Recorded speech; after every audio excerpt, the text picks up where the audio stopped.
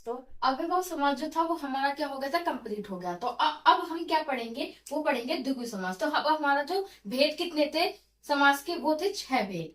अब उस 6 भेद में से हमने क्या पढ़ लिया, अव्ययभाव समास को कंप्लीट कर लिया है। अब हम आते हैं द्विगु समास में। तो द्विगु समास क्या है, पहले आप ये देखिए इसकी डेफिनेशन क्या कह रही है कि वह समास जिसका पहला पद क्या है, आपका संख्यावाची है। ये देखिए पहला पद क्या बोला उसने, संख्यावाची, और दूसरा पद क्या है, प्रधान हो, तो उसको क्या बोलते हैं, द्विगु समास कहते हैं। अब देखिए द्विगु समास में आप द्विगु से देखिए, द्विगु का मतलब ही आपका क्या बैठ रहा है, दो। क्या आ रहा है इसमें, संख्या आ रहा है। तो पहले पद में आपका संख्या आ जाए तो वो क्या होगा, आपका द्विगु समास होगा। ट्रिक क्या है कि द्विगु समास में संख्या की प्रधानता होती है। क्या होती है, संख्या की प्रधानता। जहां आपका संख्या आ जाए तो वो क्या होगा, आपको द्विगु समास होगा। उदाहरण जैसे आप ले लीजिए त्रिरत्न। अब मैंने बोला आपको त्रिरत्न बोल दिया, तो त्रिरत्न में क्या आ गया आपका, तीन आ गया। त्रिरत्न में क्या आ गया आपका, त्रिरत्न बोला, त्रिरत्न में आपका तीन आ गया। ये तो तीन से ही आप समझ जाओगे, तीन संख्या, तो संख्या से आपके समझ जाओगे कि क्या है हमारा, द्विगु समास है। अब यहाँ देखिए जैसे हम कुछ उदाहरण देखते हैं कि जैसे पंचमूली, पंचमूली का क्या बनेगा हमारा, समास की पंचमूलों का समूह। क्या बना हमारा, पंचमूलों का समूह, पांच मूलों का समूह।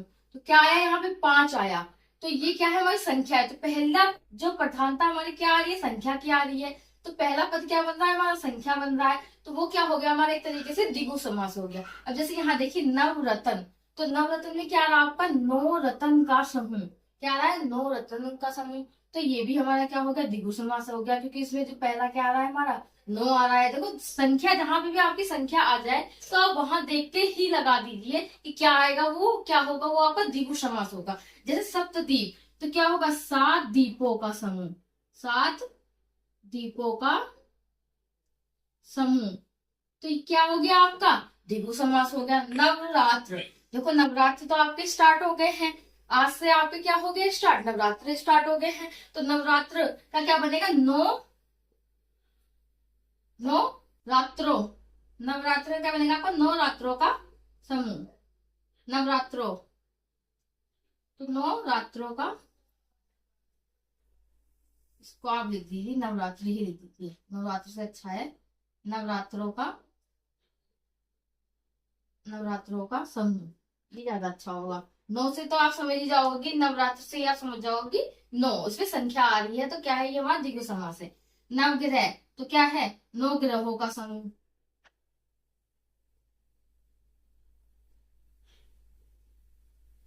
तो क्या आ रहा है इसमें, संख्या आ रही है, नवग्रहों का समूह हो जाएगा। चौगुना, चौगुना का क्या बन जाएगा आपका, चार गुना। तो आप इसमें देखिए संख्या आ रही है ना, तो संख्या आ रही है, तो कोई भी क्वेश्चन हो, इन्हीं क्वेश्चनों में से क्या पता, इन्हीं जो आपके उदाहरण दे रखे हैं, इन्हीं उदाहरण में से कोई भी आ जाए आपका पेपर में, तो आप आंख मूंद के लगा सकते हो कि हाँ ये हमारा कौन सा समास होगा, द्विगु समास होगा। त्रिकोण का क्या बनेगा आपका, तीन कोणों का समूह।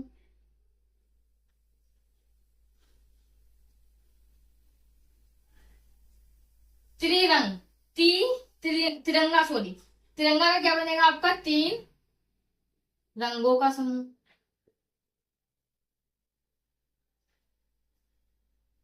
तो इसमें भी क्या आ रहा है आपका, तीन आ रहा है, संख्या आ रही है। तो कौन सा समास हुआ हमारा, द्विगु समास हुआ। चतुर्मुख, चतुर्मुख में क्या आएगा, चार मुखों का समूह, चार मुखों का समूह। तो ये भी आपका कौन सा समास हो गया, द्विगु समास हो गया। चौराया, चार राहों का समूह, चार राहों का समूह। तो ये क्या बन गया आपका, द्विगु समास हो गया। तो देखिए आपने क्या समझा कि द्विगु समास क्या है, कि आप ये समझिए कि जहां पे भी आपका संख्या आ जाए, पहले पद, पहला पद जो हमारा प्रधान क्या होगा, संख्या होगा, तो वहां पे क्या आएगा आपका, द्विगु समास होगा। तो दोस्तों आपको द्विगु समास समझ में आया। अब हम चलते हैं इसके बाद द्वंद्व समास। द्वंद्व समास तो इससे भी बहुत अच्छा है, बहुत आसान ट्रिक से आप उसको समझोगे द्वंद्व समास को। तो चलिए चलते हैं द्वंद्व समास पे। हाँ तो प्यारे दोस्तों, हमने समास के भेद कंप्लीट कर लिए थे, जिसमें हमने अव्ययभाव समास, द्विगु समास हमने कंप्लीट कर लिया था। तो अव्ययभाव समास क्या था, कि जहां दो पद जो है वो समान हो, दो शब्द समान हो, जैसे रातों रात, आपका इसमें क्या आ रहा है, दो पद समान आ रहे हैं आपके, तो वो क्या हो जाएगा हमारा अव्ययभाव समास। अव्ययभाव समास में एक ट्रिक मैंने आपको और बताई कि जिसमें यथा आ जाए, प्रति आ जाए, बे आ जाए, या फिर आ जाए, तो वो क्या होगा, अव्यय समास होगा, अव्ययभाव समास होगा। अब आते हैं हम क्या कहते हैं द्विगु समास पे। तो हमारा जो सेकंड समास था वो क्या था, द्विगु समास था। द्विगु समास में मैंने आपको क्या बताया था कि जिसमें आपकी क्या था, संख्या आ जाए, पहले ही पद में क्या आ जाए, आपकी संख्या आ जाए, तो उसको देखते ही आप लगा देंगे कि क्या है, वो द्विगु समास है। अब जो अव्ययभाव समास और द्वंद्व समास के बाद जो आता है हमारा समास, वो है हमारा द्वंद्व समास। द्वंद्व समास बहुत ही आसान है और एक तरीके से हलवा है, जिसे देखते ही आप समझ जाओगे कि हाँ ये क्या है, द्वंद्व समास है। तो चलिए स्टार्ट करते हैं द्वंद्व समास। तो द्वंद्व समास क्या है हमारा, इसकी डेफिनेशन कि वह समास जिसका प्रथम पद क्या है, प्रथम पद तथा द्वितीय पद दोनों ही क्या होते हैं, प्रधान होते हैं। प्रधान क्या होता है, मतलब दोनों ही क्या होते हैं, एक तरीके से मालिक होते हैं, मुखिया होते हैं, तो उसे ही क्या कहते हैं, द्वंद्व समास कहते हैं। आ जाइए, ट्रिक क्या कह रही है कि जोड़ी का बोध हो, जिसमें क्या हो, एक तरीके से जोड़ी का बोध हो, या एक तरीके से क्या हो, वो विलोम शब्द हो। क्या है ट्रिक, जैसे कि विलोम शब्द आपने पढ़े होंगे, जैसे आग का क्या होगा, पानी, भला का क्या हो जाएगा, बुरा। तो एक तरीके से क्या है द्वंद्व समास में कि विलोम शब्द हो या फिर जोड़ी का बोध हो, मतलब क्या हो, एक तरीके की क्या बने, वो जोड़ी बने, तो वो क्या होगा, हमारा द्वंद्व समास होगा। आ जाइए, इसके मतलब कुछ ऐसे उदाहरण देखते हैं। क्या है, जैसे भाई बहन, तो देखिए इसमें भाई का बहन हो रहा है, तो ये क्या है, एक तरीके से विलोम है, इसका उल्टा हो रहा है, तो क्या हो गया, ये हमारे एक तरीके द्वंद्व समास हो गया। और इससे जोड़ी भी बन रही है कि भाई और बहन, क्या हो रहा है, जोड़ी का बोध भी हो रहा, तो ये क्या हुआ, हमारा एक तरीके से द्वंद्व समास हुआ। यहाँ देखिए जैसे लड़का और लड़की, तो ये क्या हुआ, हमारा द्वंद्व समास हुआ।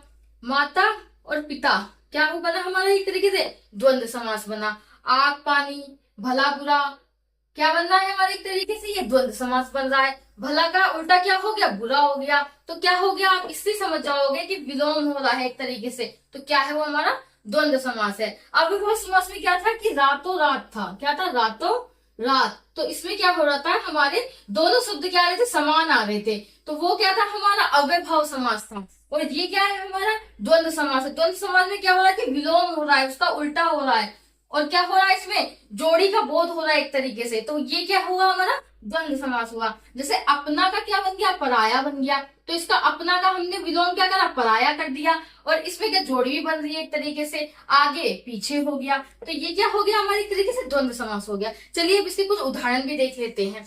जैसे कि भाई और बहन, तो इसका क्या बनेगा, हमारा भाई बहन। धर्म और अधर्म का क्या बनेगा, हमारा धर्म अधर्म। आग और पानी का क्या बनेगा, आग और पानी, तो देखो उसका उल्टा हो रहा है, एक तरीके से क्या है, हमारा द्वंद्व समास है। अपना और पराया, तो अपना पराया। हानि और अहानि, इसका क्या बनेगा, हानि अहानि। आगे पीछे का आगे पीछे। इसमें एक चीज आप ये भी देख सकते हैं कि इन दोनों के बीच में आपको ये वाला क्या मिलेगा, आपको चिन्ह मिलेगा, तो इस चिन्ह से भी आप क्या लगा सकते हैं देख करके कि ये क्या है, हमारे एक तरीके से द्वंद्व समास है। तो चलिए दोस्तों, फिर हमने क्या पढ़ लिया, हमने अव्ययभाव समास कर लिया, द्विगु समास कर लिया और द्वंद्व समास कर लिया। अब हम चलते हैं इसके बाद तत्पुरुष समास पे। तो अब हम इसके बाद क्या समझेंगे, तत्पुरुष समास। तो चलिए मिलते हैं तत्पुरुष समास के साथ।